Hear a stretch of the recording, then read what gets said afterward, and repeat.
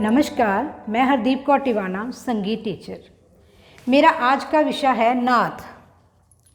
नाद अर्थात आवाज़, ध्वनि। ये ध्वनि भी दो प्रकार की होती है, एक मधुर ध्वनि और दूसरी कर्कश। मधुर ध्वनि वो होती है जो हमारे कानों को प्रिय लगती है और दूसरी ध्वनि होती है कर्कश, जो हमारे कानों को अच्छी नहीं लगती, वो संगीत उपयोगी नहीं होती। और इस नाद के दो भेद होते हैं, एक अनाहत नाद और दूसरा आहत नाद।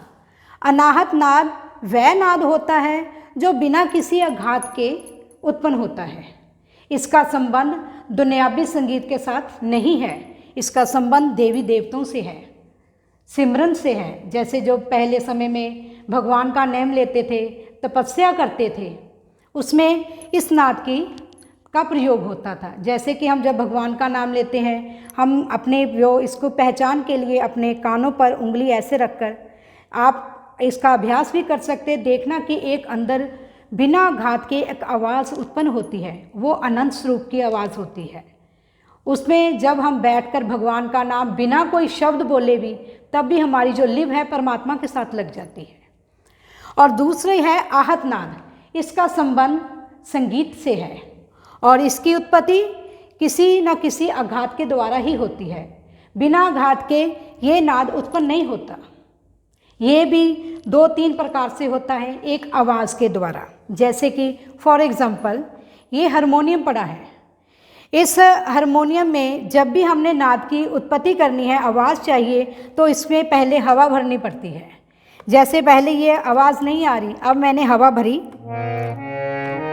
ये आवाज़ उत्पन्न हो गई। तो क्या हुआ कि हवा के द्वारा नाद की उत्पत्ति हुई है। और दूसरी आघात, ये तबला है, इस पर जब हम चोट करेंगे तब जाकर इससे से आवाज़ निकलेगी, नहीं अगर चोट नहीं करेंगे तो आवाज़ उत्पन्न नहीं होगी। इसकी एग्जाम्पल है ये देखो, ये मैंने इस पर उंगली से चोट की तो आवाज़ निकली है। अगर हम चोट नहीं करेंगे तो आवाज़ नहीं निकलेगी। और इसका तीसरा प्रकार होता है रगड़। रगड़ के द्वारा जब हम दो वस्तुओं को आपस में रगड़ाते हैं तो एक आवाज़ उत्पन्न होती है, जैसे सारंगी होती है, ठीक है, उसके द्वारा उत्पन्न होती है। इसके आगे चलकर नाद के तीन गुण हैं। तीन गुण हैं, एक नाद का छोटा बड़ापन, दूसरा नाद का ऊंचा नीचापन और तीसरा नाद की जाति। ये इस नाद की इसकी पहचान मैं आपको हारमोनियम पर करवाऊंगी। जैसे नाद का छोटा बड़ापन, छोटे का मतलब होता है जो हम थोड़ा टाइम देते हैं, जिसमें आंदोलन संख्या कम हो जाती है उसकी आवाज़ कम सुनाई देती है, जिसकी आंदोलन संख्या बढ़ जाती है उसकी आवाज़ ज़्यादा सुनाई देती है। इसकी एग्जाम्पल भी मैं आपको हारमोनियम पर ही दूंगी। ये सा है, ये हमारा पहला स्वर है, सा। सा सा सा। मैंने इसको टाइम बहुत कम दिया, तो एक बात आपको आवाज़ हल्की सी सुनाई दी, उसके बाद बंद हो गई। अब इसी को मैं लंबा टाइम दूंगी, ये नाद का बड़ापन होगा, सा।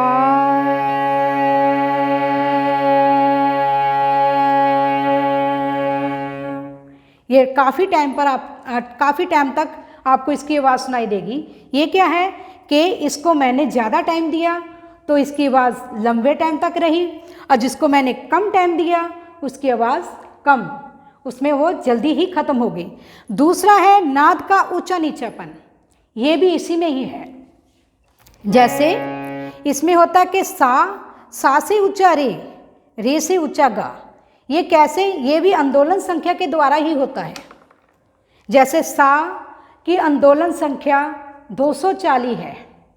जब ये जो है, ये सितार पर जो तार होती है, तारों पर, उस पर आंदोलन संख्या के द्वारा ही ये स्वरों की जो पहचान बनी है।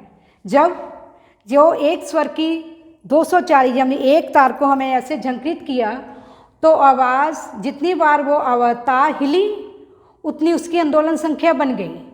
तो जब बढ़ी तो उसकी आगे बढ़ गई, वो उसका ऊंचापन हो गया। जब कम की तो उसका नीचापन हो गया। हारमोनियम पर मैं आपको बताऊंगी सा, ये नाद का नीचापन है। पा, सा,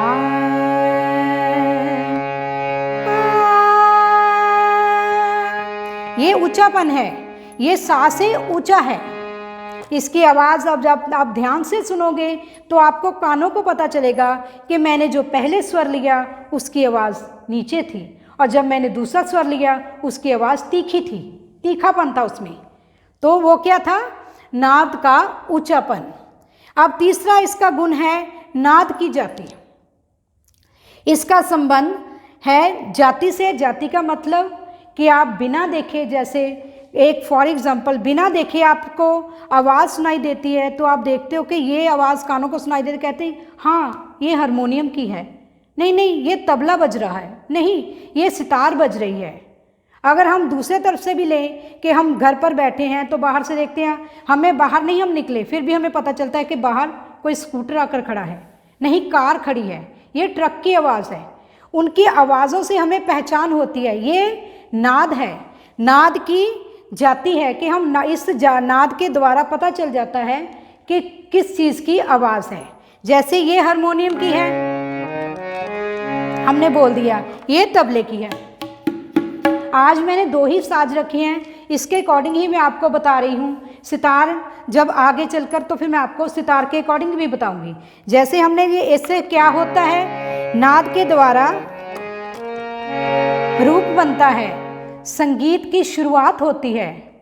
इसी को जब हम स्वरों में गाते हैं और इन्हीं स्वरों पर कोई बोल फिट करते हैं तो एक गीत बन जाता है, एक धुन बन जाती है, एक बंदिश बन जाती है। इसकी मैं एक बार दिखाती हूँ। सिंपल सारेगामा बोलूँगी और उसके बाद इसी में मैं आपको एक स्वर अलग अलग करके बताऊँगी कि आपने देखना है कि उसमें ट्यून कैसे बनती है। सा रे गा मा पा धा नी सा, सा नी धा पा मा गा रे सा। ये नाद का ही रूप है। इसी से नाद के स्वरों को अलग अलग किया तो ये बन गया। ये सिंपल हमारा फर्स्ट अलंकार है। अब इसी में एक छोटा सा ही मैं पकड़ बोलूँगी, धुन बोलूँगी। उसमें आपने देखना है कि बोले मैंने स्वर ही है, इन्हीं 7 स्वरों में मैं हूँ, पर मैंने इसमें कुछ चेंज कर दिया। सा मा रे पा मा पा नी धा नी सा, सा नी पा मा पा गा मा रे सा। मैंने क्या किया कि स्वर वही ले हैं और उसमें स्वरों का हेर फेर किया तो इसकी ट्यून बदल गई। आपको सुनने में मैंने 2 ही चीज़ें गाई है। पहली जब सुनोगे तो आपको कुछ और अनुभव होगा, जब मैंने दूसरी बार बोला है तो इसका और अनुभव होगा। इसी नाद से श्रुतियाँ बनती हैं, ये मैं आपको शॉर्ट में बताऊंगी। इसी नाद से श्रुतियाँ बनती हैं। श्रुतियों का मतलब होता है बारीक बारीक स्वर, बारीक बारीक नाद, छोटे छोटे। श्रुतियों से स्वर बनते हैं जो मैंने ये बोले हैं। स्वरों से सप्तक बनता है जो इसके डिवाइड, जैसे ये हारमोनियम बना है, इसमें सप्तक के कैसे 3 सप्तक कैसे फिट हुए, 3 ही क्यों बने, इसका मैं आपको आगे चलकर डिटेल में बताऊंगी। आज का मेरा टॉपिक इतना ही था जो मैंने शॉर्ट में आपको बता दिया। धन्यवाद।